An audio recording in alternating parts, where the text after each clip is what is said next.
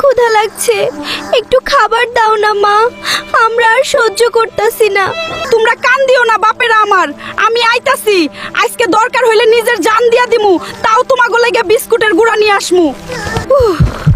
পুরাই জমদূত আইছিল, একটু হইলেই চ্যাপটা হয়ে যাইতাম। আল্লাহ আমারে বাঁচাইয়া রাখো, পোলাপান্ডি না খাইয়া মরতাছে। পাইছি, এই তো অমৃত।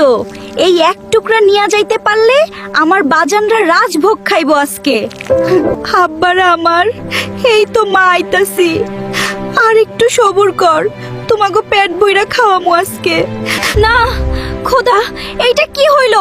আর 2টা মিনিট সময় দাও, আমার বাচ্চারা অপেক্ষা করতেছে, মাফ করো।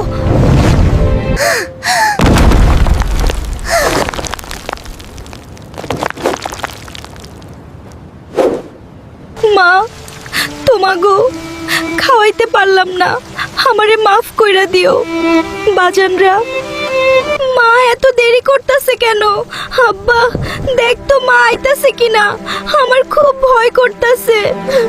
মা তুমি কই? খাবার না আনলেও চলবো, তুমি তাড়াতাড়ি আসো। মা